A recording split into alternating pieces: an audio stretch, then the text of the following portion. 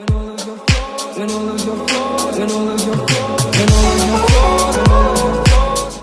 hi, I'm Jesse Blumenthal. I do a lot of steel and fabrication and some cast iron work as well in my own personal work, and I do commercial concrete sculpture.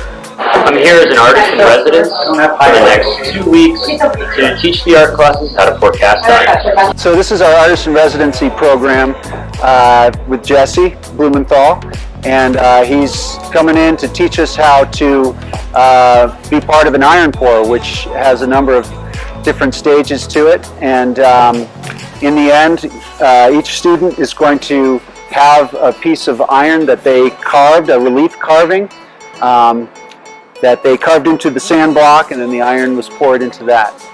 And so it all culminates on Tuesday the 15th in the evening with the iron pour that will happen up at the end of Elk. And not only is it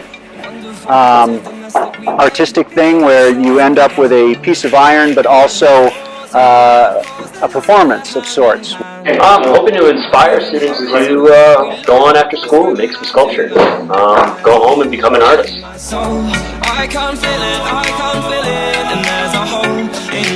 So far, earlier in class, you had the entire description of what we were supposed to be doing, which was incredibly complicated and hard to follow.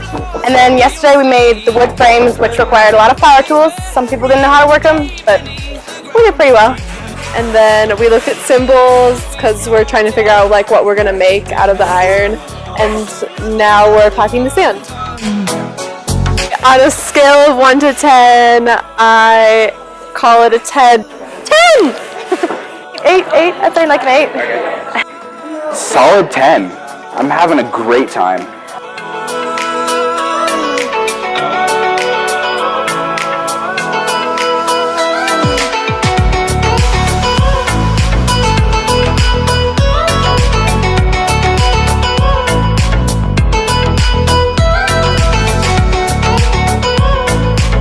We are sand packing for the iron pour next week.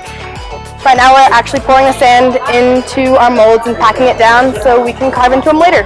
And then those sand blocks will, once they harden up, are going to be extruded out and or dumped out, and then that's what we are carving into and then pouring iron into.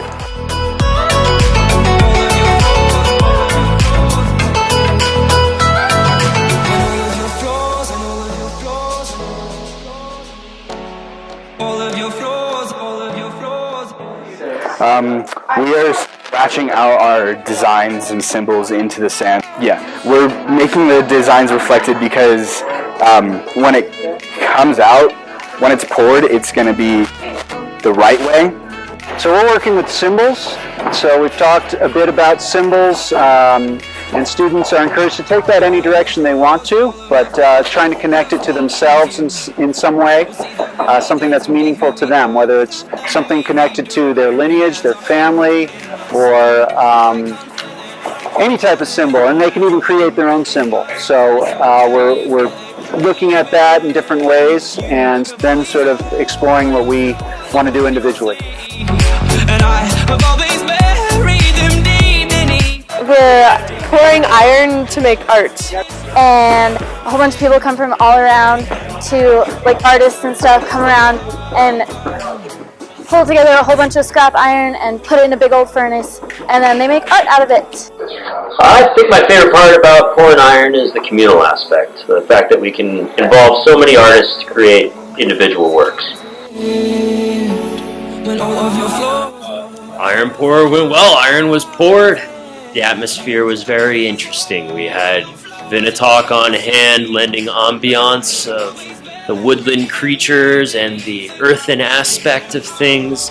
And then there's the more metal Mad Max kind of dystopic approach of running a pour off the grid and having lots of generators firing and the noise and cacophony of all the blowers and the iron and the process.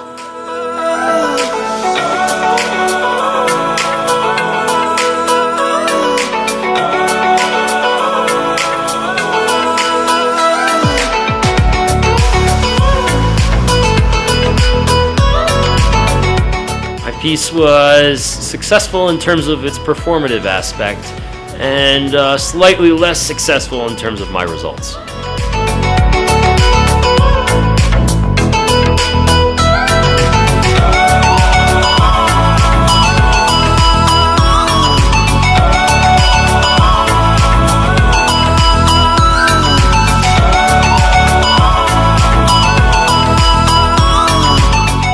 I thought teaching with all the children and bringing them into the pour was very rewarding, and I thought that they gathered some new perspective on how to approach material and how to approach a three-dimensional sculpture.